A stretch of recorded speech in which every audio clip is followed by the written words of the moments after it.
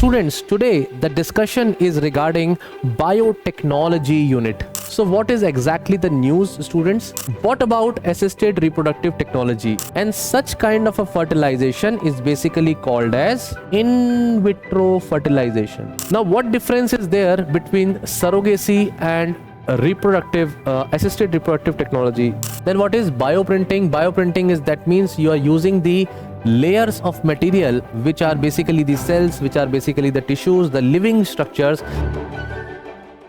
Hello students, welcome to PW OnlyIAS. I am again with you with the new topic, and that is from our Udan series, that is Udan 500 booklet, where we are discussing science and technology subject.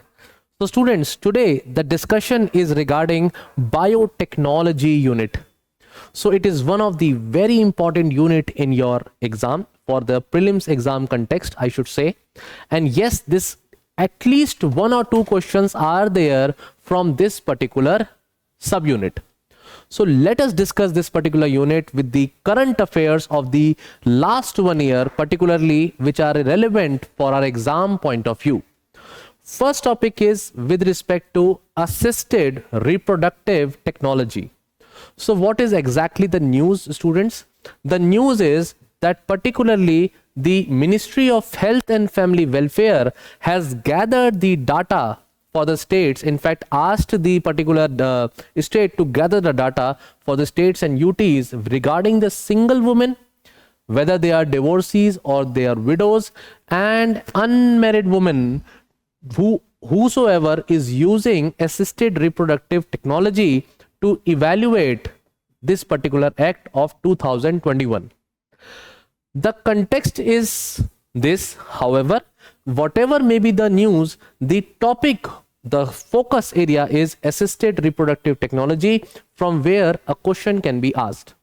So what exactly more in news? Let us see.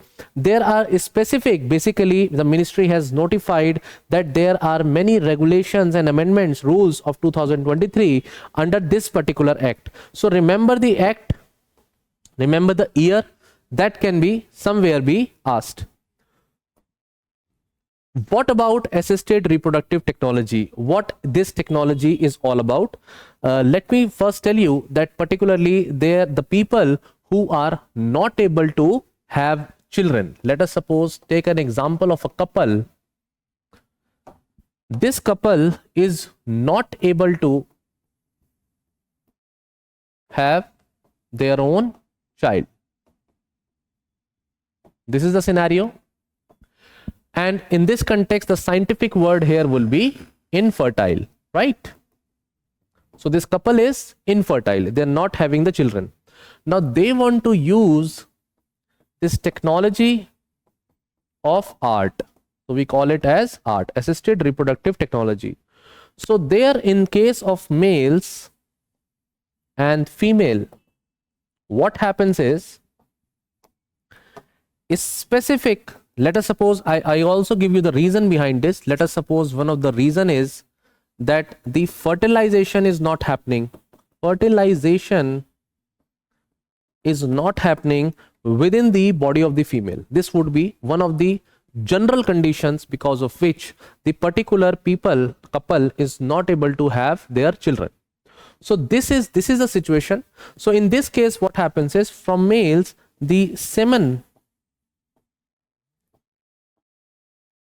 sperms are taken. Whether they can be a specific father, whether they can be from the father in itself, the person who is about to have a baby, or it can be a donor also. It can be a donor. So sperms are collected from females, specific eggs are collected, that also can be from the donor, and then in the laboratory conditions, the eggs and the sperms are fertilized. And such kind of a fertilization is basically called as, in vitro fertilization. In vitro fertilization. When I use the word in vitro, that means the process is happening in the laboratory. When the word in vivo is used, that means it is happening inside the body. Okay, so this is basically the fertilization will happen, the zygote will be produced, zygote cell will be produced, then ultimately the mass of cells, zygote cells, they may be transferred into the female, and ultimately the baby is born. So that is basically ART, assisted reproductive technology. There are various aspects related to this, like in the booklet also there is a diagram, like in vitro fertilization I have just told you. Sperm injections, they can be specific injections of these sperms in the female body so that the fertilization can happen. If there is not the sperm is not able to travel that far into the body of the female, sperm donors can be there. Then there can be intracytoplasmic, it is basically condition in which the cells are basically being fertilized within the cytoplasm. Egg donation can be there, embryo donation can also be there. Fertilization has happened somewhere, but ultimately that fertilized egg, fertilized cell has been transferred into, has been first of all converted into an embryo and then transferred into the female body. So all these things are coming under the aspect of ART. So it includes the techniques of obtaining a pregnancy by handling these sperms and oocytes. Oocytes are basically immature egg cells, and ultimately transferring that a particular gamete or a embryo into the reproductive system of a female. Whether it can be a gamete, it can be an egg cell, or it can be a sperm cell. I told you sperm cell can also be directly infused into the female body. So about assisted reproductive technology regulation act of 2001, it was passed in 2021 2021, I'm sorry. So in December 2020, 20th of December 2021, it was passed, the regulating of the clinics and the banks, which the banks means that are storing the sperm or egg cells. So this is all about this particular aspect of ART. Now what is being expected is that basically it needs to ensure that there should be proper supervision, proper regulation, there should be proper licensing, and ethical aspects that are related to this particular topic should be taken care of. So what is the significance of this particular situation? The significance is that it addresses the rise in ART clinics. The problem is that the number of clinics are increasing day by day. The safeguarding the rights of the women who are seeking fertility treatments, that is also one other issue. And the major concern is that the Act does not provide a financial mechanism or insurance provisions which are making IVF facilities. The facilities which should be there for the lower income groups, it is not there. This is one of the concerns. And what about LGBTQ community? So these are the aspects that can be asked. It can be a statement where it can be asked to you that the financial aspect, the insurance aspects are there, but it is not there. It is not there for the lower income, the people who are belonging from a lower income family. Considering things, what is the way forward? The way forward is that there should be proper equal rights that should be given to all. There should be proper guidelines related to LGBTQ community people. Then we also need to streamline this process so that we can enhance the accessibility and reduce the bureaucratic hurdles related to it. The key provisions are basically the ART clinics offering the treatments and procedures, while ART banks collect these screens and basically they store the gametes. So this is one of the aspects, that what kind of provisions of the services will be, what kind of a national registry will be, what is basically the national and state boards responsible for this. So remember, it is basically the board is under the Surrogacy Act of 2021 that regulates the ART services. This is the important aspect. You should remember this particular name of the act, and central database of ART clinics which is there, right? So these are the small things. Just remember these things and you'll be able to answer this particular question. Eligibility criteria also you should know that services are available for single women, whether they are available for single women or not, or married couple or not, then you must know that yes, it is there. In fact, the married couple should be in this specific age. The age of the men and women has been mentioned. The couple has to be infertile, and they also need to show that certification that they are infertile. And foreign nationals, whether they are included or not, so they can access this art services. Also, you must know this. Regarding the eligibility criteria for the donors, those who will be donating the gametes, it is again very much clear that they should be the semen donors. The male should be between the age of 21 to 55, female from 23 to 35. There is another condition related to the females, that they can donate the eggs only once, and while they are donating the eggs in a single time in their lifetime, only 7 eggs can be retrieved at that point of time, not more than that. Very important information. If the information related quotation or questions, I should say statements, are asked in the exam, you must know this. Then conditions for offering the services is written consent is required. Rights of the children are also very important. This is another point, that the child born through art should be recognized as a biological children for a couple, and no parental rights for the donors. Very important. Donors cannot claim their rights over the kids, and also there should be some duties which are related to specific clinics and banks, that they are required to report the enrollment, they are required to state the procedure and outcome, and ultimately it is in national registry that they must report. And regulating surrogacy, the act regulates surrogacy, safeguards the rights of the surrogate mother as well. This is another extra point. Okay, students. Now, what difference is there between surrogacy and assisted reproductive technology? The simple aspect is, in surrogacy, what happens is, just a moment, surrogacy. In surrogacy, what happens is basically there is a female, and particular female eggs are taken. Then there is a male. From this particular male, the sperms are taken. They are basically fertilized in laboratory, and this particular embryo, or you can say mass of cell, is basically transferred in basically another woman. So actually there are three parents, I should not say parents, there are 3 people who are involved in surrogacy. There's this particular mother who actually only gives the birth, but not the biological parent of a child. This is basically the third parent, or should not use the word parent, in fact, third person who is related to this particular aspect of the childbirth, but the biological parents will be these 2 people. So this is the basic difference, that in surrogacy, the involvement of the third person, particularly the third person as a woman, is there. However, in case of assisted reproductive technology, not always there is a requirement of the third person. It is just a possibility that the same embryo is implanted within the body of the mother. Okay. Open to married couples. Yes, it is open to married couples. It is open to live-in partners. It is open to single women and even foreigners. But remember this thing, surrogacy is only applicable for Indian married couples. It is not applicable for foreigners.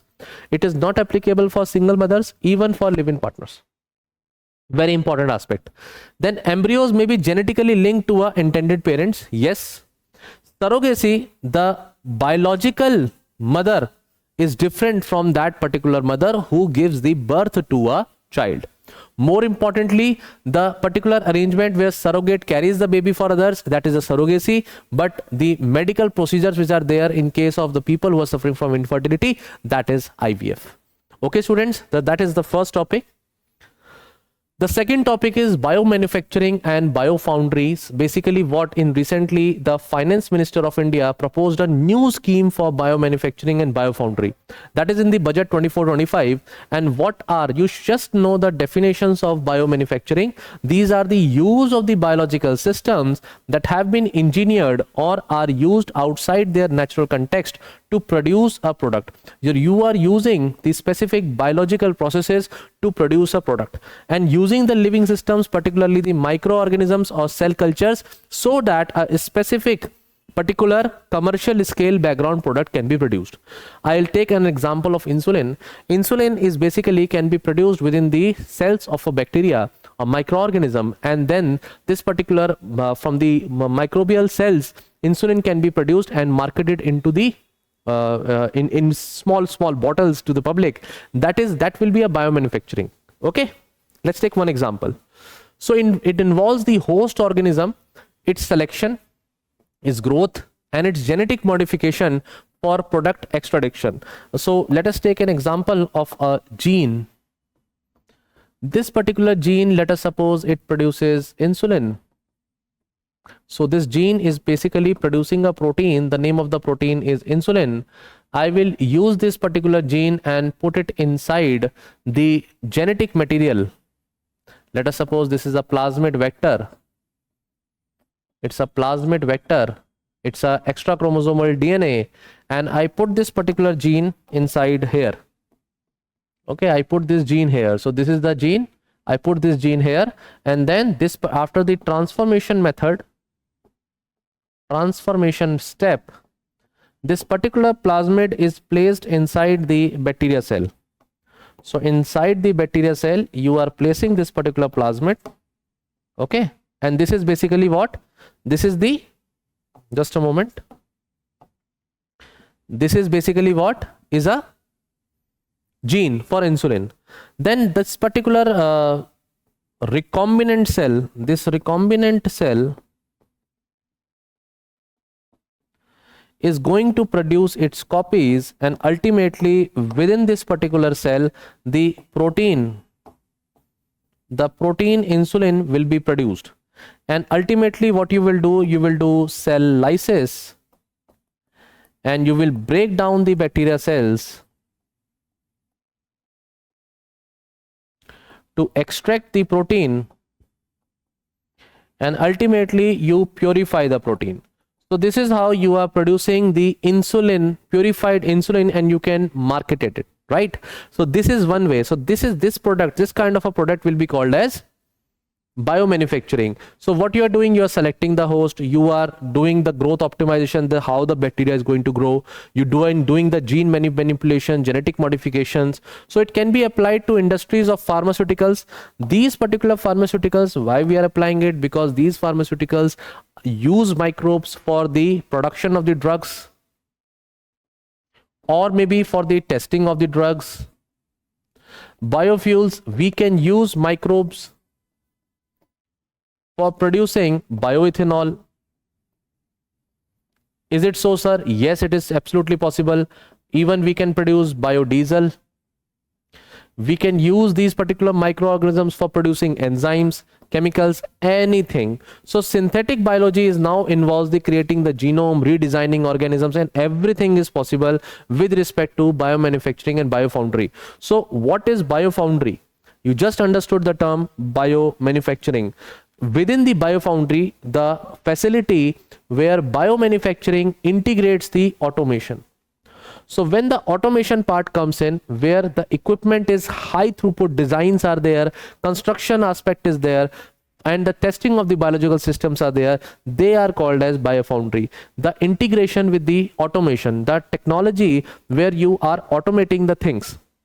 So high throughput refers to the use of automated equipments, so that quickly you can take large number of samples so that the biological activity can happen. For example, there are big biochambers, where there you can do batch culturing. So within these batch culturing, they will be basically biofoundries where automation techniques have been done. Moving forward, the DBTL cycle, it refers to design, build, test, and learn cycle. So design, build, test, and learn cycle. You can D, B, T, and learn, L. So this is basically the core process involves the computational designing of DNA parts, where the assembly of the designed DNA is happening, where the prototyping, testing of the living cells is happening, and utilizing the modeling for the enhancement of such designs. For example, I have just shown you here that how the genetic engineering is happening and how all these things are done. Right, this is the diagram. It is also there in your booklet. Refer to the diagram. There can be a statement related to this. Then what are the goals? It accelerate the engineering of the biological systems, improve the reproducibility, standardize the design and construction process. So all these things are basic. Just read them once. It is pure theory. There is nothing application part which is there. It is just that you need to understand once what exactly biomanufacturing is, what is biofoundry is, and what are the basic applications related to this. Next topic is extra chromosomal DNA. So one paper was published where the term extra chromosomal DNA, which has been told by a particular the team Dynamic, they said that it is contributing to cancer and drug resistant. That means extra chromosomal DNA, it is hindering the process of cancer treatment. It is basically allowing the drugs to not to act on the cancer cells. So this is something very interesting, because there are the study, it happened with 15,000 cancer patients from UK, and so many other patients where different 39 tumor types have been covered. So eDNA, basically extra chromosomal DNA, ecDNA, is basically a contributor for treatment for resistance and poor outcome for the patients with the cancer. The people who are suffering from cancer, they are not getting cured, and the reason behind this is the extra chromosomal DNA. So their presence, what are the findings? They are saying that 17% of the tumors samples, particularly in the liposarcomas, sarcomas is again the cells that are cancerous in nature, the brain tumors and breast cancer, these are absolutely these particular cancers where extra chromosomal DNA is found. Impact of the treatment, yes, the treatment is hindered, and yes, the risk of metastasis is there. Metastasis is when the tumor cells move to other places in the body or other body parts. When it affects the more than one body part, then cancer is spreading. That is basically metastasis condition. You just need to know what is jackpot effect. This jackpot effect is related to extra chromosomal DNA, which is clustering in daughter cells to enhance the gene interaction and supports the cancerous growth. So this is in correlation with the extra chromosomal DNA, which is clustering and inhibiting the aspects of the drugs that should be applied, and that is not being able to cure the cancer, and it is also causing the spread of that particular condition and allowing the resistance of the drugs as well. Just remember this part. There can be a direct question related to this, that some kind of an effect which is there in news is related to which of the following. So A, B, C, D can be the options. The direct question can be there. And there's a shift in genetic understanding also. The discovery is actually challenging the traditional view of genetic inheritance. That is also another thing which is in picture.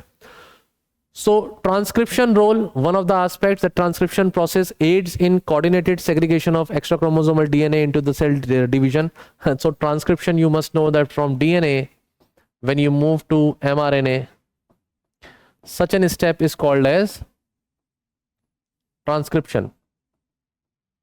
And ultimately, new cancer treatments where there are specific drugs which are blocking some kind of proteins that are selectively targeting the cancer cells with extra chromosomal DNA, it is also there in picture. So with this particular theory, there are sayings that this particular drug, it can help in hindering the aspects of the extra chromosomal DNA, which can indirectly cure the cancers or tumors. So this is a new kind of a treatment, and potential new treatments which are there that can also be applied. This aspect, there can be a limited question, but yes, what exactly is extra chromosomal DNA, if that is asked to you? So students,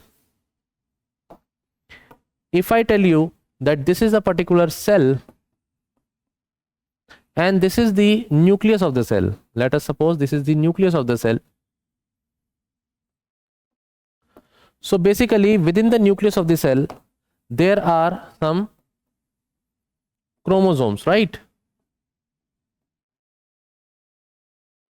Within the chromosomes, there can be DNA, and you see the chromosomes when the cell is in the phase of cell division. So, sir, what exactly is the extra chromosomal DNA? Extra chromosomal is the extra DNA which is outside the chromosomes, but actually inside the nucleus. Remember this, they are outside the chromosome, they are not within the chromosome, but actually they are existing in the nucleus.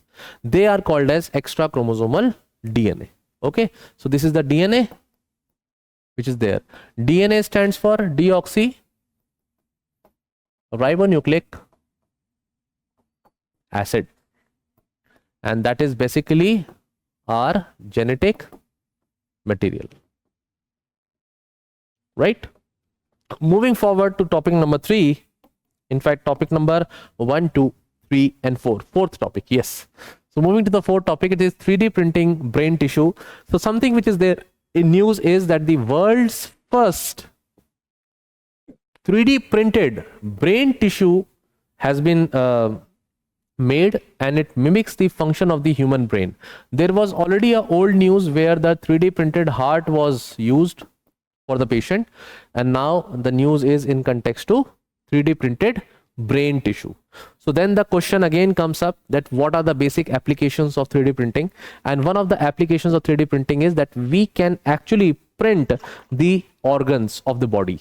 Yes, we can print the organs of the body, and one of the organs now is the human brain that has been printed, and it is mimicking like a human brain. So brain tissues have been printed, not exactly the whole brain, but the tissues have been printed. So 3D printed brain tissues can develop and form connections like human brain tissues. This is something which is very, very unique and very, very important. In fact, it can change the course of the many such diseases where the cure is not there.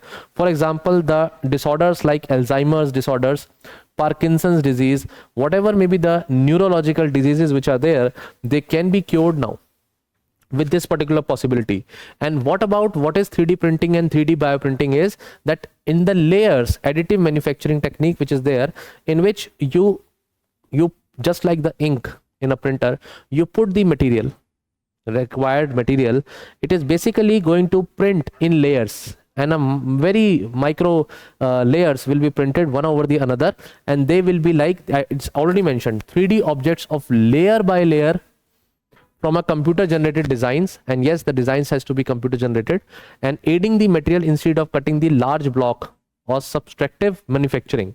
So Ministry of the Electronics and Information Technology, it is there, and National Strategy for Additive Manufacturing is there. So just refer to the content, and the direct question was asked already in the prelims regarding the application part. Since it is there in news, chances are bleak, but I should say you must revise the topics, not just topic related to 3D printing, but you must also know what is 4D printing. In the 4D printing, basically the response with a stimulus is also included. For example, if there is a pressure, then the object that has been printed, it is going to change its shape. That is basically 4D printing, and it is in context to the temperature, it is in context to pH, in context to water, the shape of an object changes. That is one of the aspects related to 4D printing. Applications: construction, medical and dental devices, and in fact these aspects have helped in building, in fact, the organs also, human organs also. Then what is bioprinting? Bioprinting is, that means you are using the layers of material which are basically the cells, which are basically the tissues, the living structures, and now they have been replicated one over the another in layers, and that is basically 3D bioprinting. Bio means living aspect has been linked to it. So National Strategy for Additive Manufacturing, this is basically the Ministry of Electronics Information Technology in 2022, ensures that the global key goals would be enabling 100 innovative and 3D printing startups. So these are the aspects. Just remember the National Strategy for Additive Biomanufacturing. So this particular aspect may be in a form of statement, can be asked. Refer to it, but I do not think so the question can come out of it. The technology aspect will be more priority for UPSC to ask a question. That would be 3D printing, what it is, and application part, and that too 4D printing. Moving forward to next topic, that is what is biosimilars. So the topic is because there is a recent controversy of such a particular controversy, this particular controversy which involves in the Swiss multinational healthcare company's patent extension. So a drug basically, and this particular drug, it is being said that sometimes the companies, they extend their, what happens is sometimes the extensions in patents are being done by the companies, and the reason is that they are doing evergreening of patents, and this is basically why they do, because they want to have that particular monopoly in the market. And also because of this, the drug will not be a generic medicine. It will not be a generic medicine, and ultimately the cost of the drug will remain the same, and companies, they are going to reap the benefit, the profit out of it. So this controversy is there where the legal safeguards, evergreening continues. So evergreening, I've already written this word here, evergreening continues. So this is a specific case. These strategies raise concern over the evergreening. So this can be a potential question. What is evergreening of the patents? But first of all, let me discuss here what about the biopharmaceuticals, what exactly biopharmaceuticals means. So these are basically the medicines that are derived or synthesized from living cells such as humans, animals, yeast, bacteria. So what we are doing, we are making some drugs from the living organisms. So let us suppose if there is a specific drug that can be designed from you can say a yeast, animal, we can produce such particular things, like vaccines can be produced from animals or particular tissues or cells, microbes.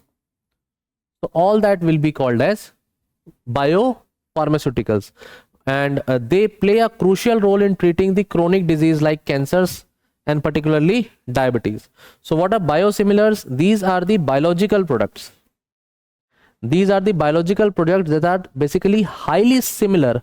They are similar to the already approved referred biogenic drug. So such particular biological drug, the similar kind of a biological product, that is basically biosimilar. But there is a difference between biosimilar and also the generic medicine. When the exact copies of the small molecule drug with the same chemical composition is used, that is called as generic. But when I say biosimilar, it is a similarly approved biological product which is basically having similar kind of a impact on the same biological another product or drug, biological drug. So it requires extensive studies. You need to ensure that this similarity of this biological product is there in context to the other drug. There has to be some biosimilarities, but actually here we do not require any kind of extensive clinical trials. So this is a major difference. It's a very complex production. However, it is very simple chemical synthesis. Once it is been approved at the original level, it can be generic in terms, can be utilized also, and this basically mostly happens when the patent aspect of a drug is completed. That is approximately a time duration of 20 years approximately. Okay, it is basically going to the new market, the competition, the prices, everything will be there, but it is going to the established market only. Just the patenting aspect is over. So I must teach you here what is evergreening. Before that, biosimilars, they provide cost-effective alternatives. That is true. That is why they are called as follow-on biologics, because they are cost-effective. Their biosimilars are closely matched to the reference product in safety, in purity, and also in potency. This can be a potential question with respect to biosimilars, where UPSC can frame a statement in the prelims examination and can ask you this line, that it is absolutely right for safety and purity, but basically in potency level they lack. So this would be a wrong statement. So refer to this, right? One example is this particular example, which is used in treating the breast cancer, and another example is this. Okay, this is used in anemic condition for the patient, particularly with the chronic kidney diseases. So what is evergreening? This I will teach you with an example. Let us suppose company is there, and this company has a product A, which is basically used for treating, let us suppose, cancer disease, okay, cancer. So the company is going to say that we need to patent this particular drug, and it has composition 1 plus 2, let us suppose, plus 3 plus 4. So these are the compositions 1, 2, 3, 4. I have listed them, and these are the compositions of the particular drug, and let us patent it for 20 years. Okay. Now after 20 years, what is going to happen?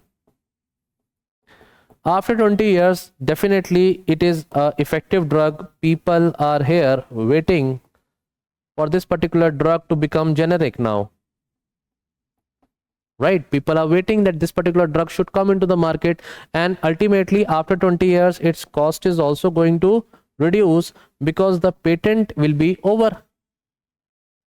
But what the companies are going to do, and this is also not allowed in our India's Patent Act of 2005, what it is not allowed is that what particular companies do, they want to protect this particular patenting, because this is going to help them increase the cost of the drug. They are going to make profit out of it. So what they do, they will say that 1 plus 2 plus 3 plus 4, and then they are going to say that this particular fifth component has been added, and now this is a new product. So since it is a new product, we want our patent to extend, and this practice is not allowed in India. This practice is not allowed in India. This is basically called as evergreening. So showing you the content, evergreening of the patent, the practice of making minor modifications in the particular composition so that to extend the patent term and maintain the profitability, is called evergreening. I hope students you understood now. See, just as a minor change in a specific drug composition, they want this particular new product to be seen as a new product for patenting aspect, or to extend the patent. India's Patent Act of 1970, okay, and its amendments happened in 2005 also. So India's Patents Act of 1970, I correct myself, it is 1970. It includes the provisions to prevent the exploitation of the patents through evergreening. Section 3D, remember this section, UPSC has already asked a question in mains examination of science and technology, I think in paper 2013 or 2014, where section 3D of the Patents Act of 1970 was asked. So the mere discovery, this particular act says that mere discovery of the new form of a known substance, or a discovery of a new property or new use for a known substance, or use of the known process, machine or apparatus, is not patentable. And that is why many say that India, the patent laws are very harsh. In India, the patent laws are harsh, and even some say that they are against the WTO guideline. Even this has also been said here. So ultimately you understood the topic. So refer to this particular aspects, that what are the guidelines for biosimilars. I've already told you what is the difference between biosimilars and generics. So National Biopharma Mission, it is there in your book, so refer to this. I have already mentioned section 3D of the Patents Act. Moving further to the next topic. The next topic is RNA editing. Students, there is DNA editing, but now the companies are advancing further, and the biotechnological companies, they have come across RNA editing as well. So Wave Life Sciences, a Massachusetts based biotech company, recently became the first to treat genetic disorder by editing RNA, and this is something which is very new. And the question comes is, sir, what is the difference between RNA editing and DNA editing? It's a very genuine question that can be asked. It's a very basic question. But before going further, I must teach you what is the basic difference between RNA and DNA. The DNA and RNA. So DNA is basically deoxyribonucleic acid. It is basically at the second position of carbon. Second position of carbon in the ribose sugar, which has basically 5 carbons. Oxygen atom is basically not there. It is removed. So this is basically the ribose sugar. You see, this is carbon number 1. I'll use another color. This is carbon number 1, this is carbon number 2, this is carbon number 3, this is carbon number 4, and this is carbon number 5. So this is the ribose sugar, the biomolecule structure of ribose sugar. At the second carbon, instead of OH, it is supposed to be OH, but instead of OH, only H is there. Oxygen atom is missing. That is why we are calling it as deoxyribonucleic acid. And ribo word has been used because of the ribose sugar. However, in RNA, it is ribonucleic acid.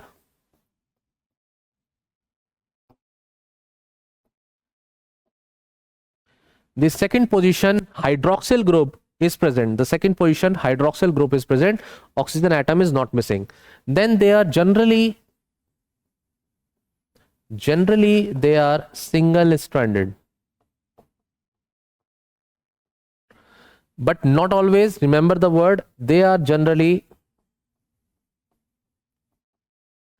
double stranded. Then it is also said that this particular RNA is having basically you can say it is less stable in environment. However, DNA is basically more stable. This is another aspect. This RNA has the particular nitrogenous bases. These nitrogenous bases include adenine, guanine, cytosine, and basically the fourth one is instead of thymine there is uracil. However, in DNA, adenine is there, guanine is there, cytosine is there, but instead of this uracil, thymine is there. And this is the basic difference also between the two, DNA and RNA. So I have given you the basics also. Now moving forward to when I ask you the difference between DNA and RNA editing. So you see, for this you need to understand the topic. The topic is basically RNA editing. So before going into that, I need to teach you what is basically CRISPR-Cas9. CRISPR-Cas9 has been used. CRISPR-Cas9. Students, I hope you know this. CRISPR-Cas9 is basically, for this in 2020 the Nobel Prize has also been given. Nobel Prize has also been given. So CRISPR-Cas9 is a way where we can do DNA editing. CRISPR is basically the palindromic repeats.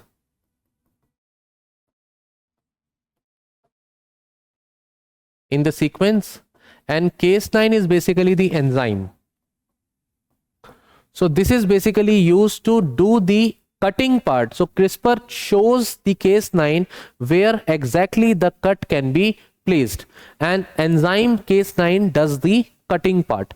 So students, this is basically in the RNA editing also, the role of RNA gene expression interference. The essential CRISPR-Cas9 success has brought it to the forefront of the precision medicine, that yes, CRISPR-Cas9 can also ensure the cutting of the RNA. So RNA and protein synthesis, when we talk about, so you know what is mRNA. It is basically from DNA we produce mRNA, and this mRNA helps in making the protein, right? This part you know. So this step is transcription. This step is transcription. This step is translation, right? This step is translation. I hope you know this. So what we are doing is the cells produce messenger RNA, mRNA on DNA instructions, which basically then direct the protein synthesis. I've told you mistakes in mRNA can result in faulty protein. So if there is a mistake here, there is a mistake in mRNA sequence, and let us suppose this is the mistake here. So the mistake will reflect in the protein that will be faulty. So can we do the correction here? That is the question. Can we do this correction to this specific nitrogenous base of the mRNA? And this is what called as RNA editing. So specific this particular mRNA, this deletion of the gene is happening here, and then the insertion of the gene is happening here. So this is basically the CRISPR-Cas9, how it is acting. This is the whole, ये जो पूरा का पूरा है, this is the whole is the Cas9, CRISPR-Cas9, and this is directing basically the enzyme to cut exactly where. So let me show you. There is an enzyme role that is called as ADAR enzyme role, adenosine deaminase. What is this? This is the enzyme. So how it helps? Basically it acts on RNA. So how it helps? Basically it converts the adenosine in mRNA to inosine. So let us suppose this is basically the A, adenine part is there. It should not be A, it should be G. G is the correct version and A is the incorrect. So we need to correct it. So what happens is, when the enzyme comes here, this enzyme is ADAR, right? This enzyme is basically ADAR enzyme. It converts this A into inosine,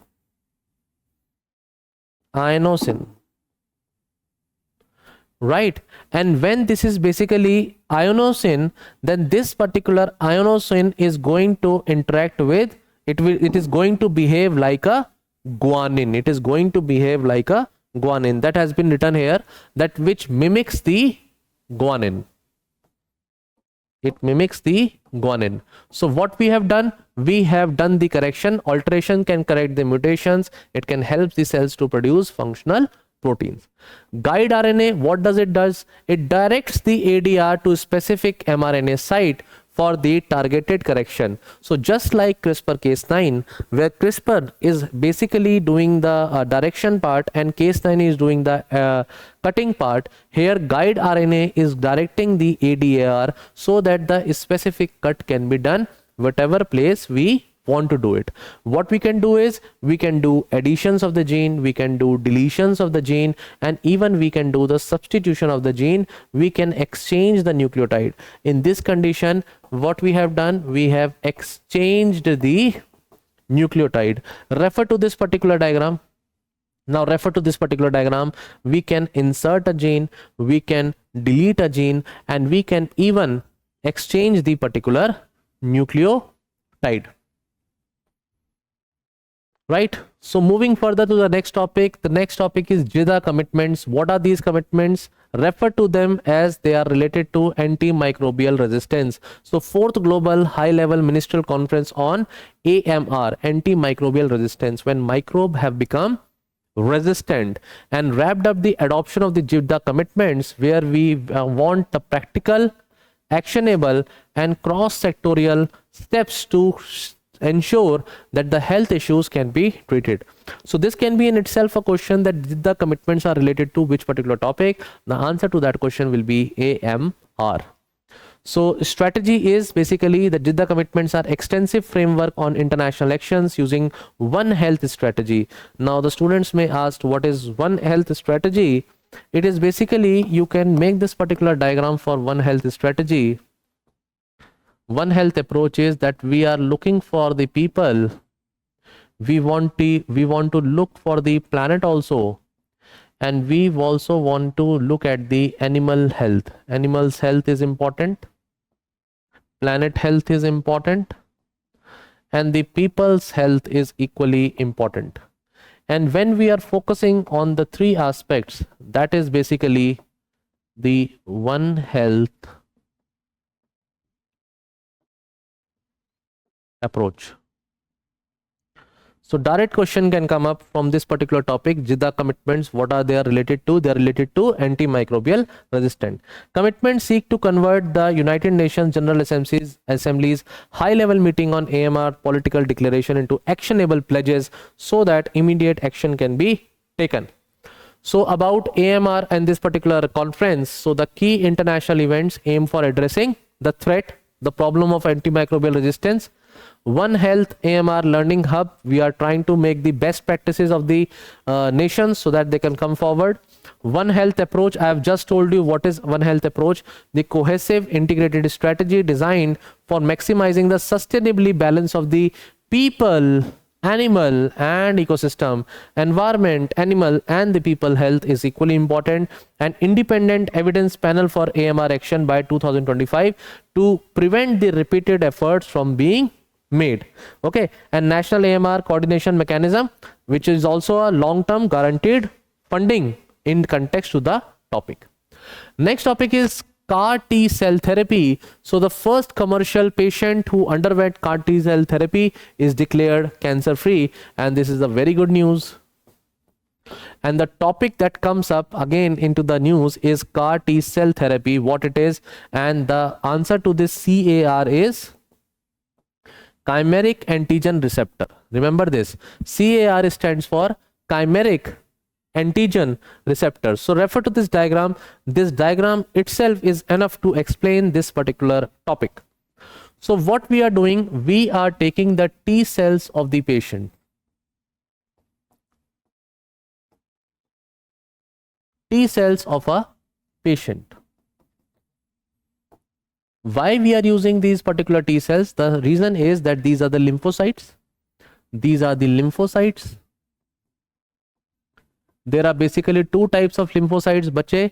The difference is basically between the B cell types and T cell types. So B lymphocytes and T lymphocytes. We are taking these T cells, lymphocyte cells. These lymphocyte cells, they attack the foreign tissues. We are going to insert a gene in this particular T cell and make this particular T cell a chimeric antigen receptor. So the specific gene, this specific gene is going to produce a protein which is basically an antigen, and this antigen will be present outside these particular T cells. That is why they are called as CAR, chimeric antigen receptors. Such type of CAR T cells, we are making the copies of them in the laboratory, and then we are putting these T cells inside the patient body. They will not be rejected by the patient because these T cells are already the cells which were there present in the human. So same human, we are injecting these T cells. Whenever there is a cancerous cell, these particular antigens which are present on the CAR T cells, the T cells basically, they are going to select the cancer cells.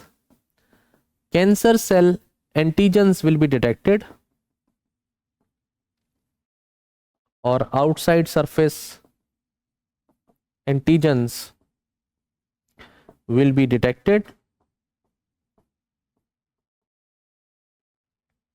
and these T cells can attack, they can attack the cancer cell directly and ultimately killing this particular cancerous cell. So this is the mechanism, overall mechanism of CAR T cell therapy.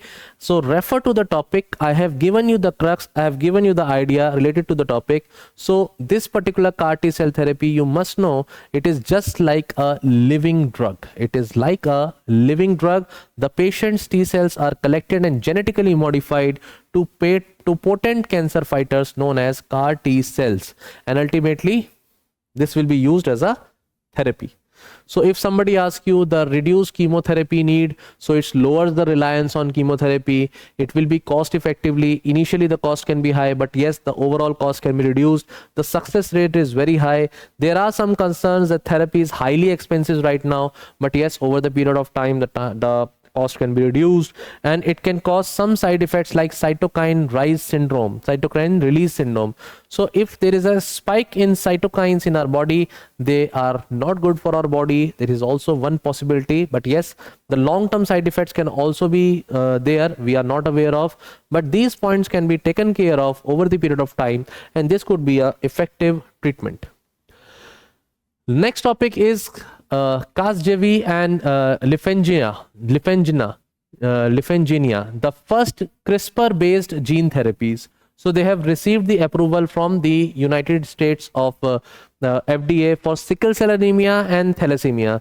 So in sickle cell anemia, the problem is of basically RBCs. The red blood corpuscles, they become sickle shape, and because of which the hemoglobin quantity is reduced in the RBCs, which are not able to carry the oxygen in the body. Another problem is of thalassemia. The thalassemia condition also, the hemoglobin count get reduced.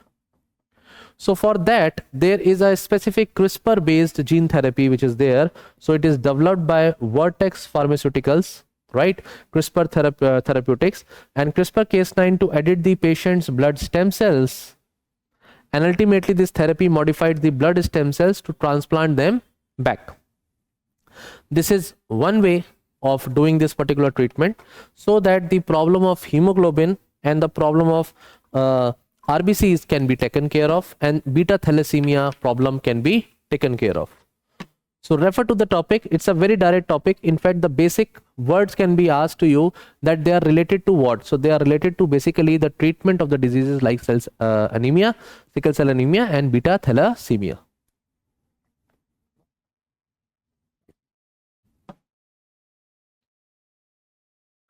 So what is basically 𝐂𝐶𝐍? It's basically extracting the stem cells of the patient bone marrow, infuse the stem cell with the normal gene of hemoglobin. So we are changing the genetic gene therapy is happening. And this gene therapy is happening with the help of CRISPR-Cas9.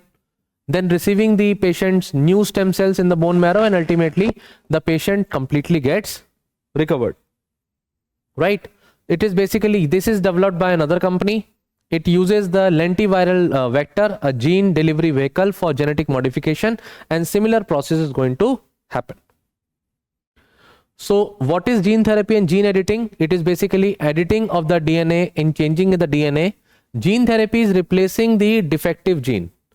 So yes, we have to do that particular DNA editing to do the gene therapy, but in gene editing we are actually targeting a specific sequence, ATGC sequence. We are targeting a specific sequence. For this therapeutics, genes are used to correct or replace the defective genes, but for this CRISPR-Cas9 is basically being used, and ultimately artificial methods of introducing DNA into the body can also be used. So refer to these differences, they can also be asked. The last topic today is 10,000 genome project. So genome is basically the Department of Biotechnology. DBT officially announces that ultimately the completion of the 10,000 genome project has happened. So it was very important for India to ensure that genome sequencing is there. And what we are trying to do, we are trying to do the whole genome sequences. In whole genome sequences, the whole DNA is being sequenced. However, there is another technique in which only the genes which are producing the protein and they are useful, they are sequenced. So we have not gone for this approach. We have used whole genome sequence. The samples were taken from approximately 99 ethnic groups and in different 20 centers. USA, UK, China are the only countries that have the programs to sequence at least 10,000 of their genomes. So India is basically the fourth one. So we are basically the fourth one, USA, UK, China. Remember this. This can also be asked. So this is DNA, and the sequence of DNA is basically a gene, and this gene is basically, it is there within the nucleus. So you see there are different DNAs which are present. First of all, there are DNA which is basically in nucleus.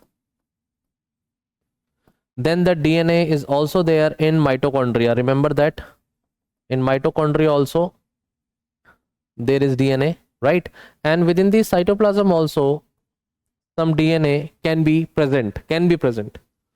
So students, about the Genome India project, it is basically funded and leadership funded by Department of Biotechnology, led by the Indian Institute of Sciences Center for Brain Research, involving 20 universities. The phase 1, phase 2 are there, sequencing of at least 10,000 Indian genomes. This part has been complete. Genetic samples collected from patients with cardiovascular diseases, mental illness, and this is what we are trying to do next. Objective is to develop the predictive diagnostic indicators and ultimately create Indian references of the genome. So applications will be that in agricultural, biotechnology, healthcare, in the diseases treatment, there we will be able to use such kind of an information. There are other topics also which are there, but these topics are related to genome sequencing only. Refer to the booklet, my dear students. You will be able to understand now. The major topics I have covered from the biotechnology section, and I will be coming with the subsequent videos so that the other topics of science and technology Udan booklet can be taken care of. So I hope you understood the topic well, my dear students. Good wishes to you. Thank you so much, and see you in the next session.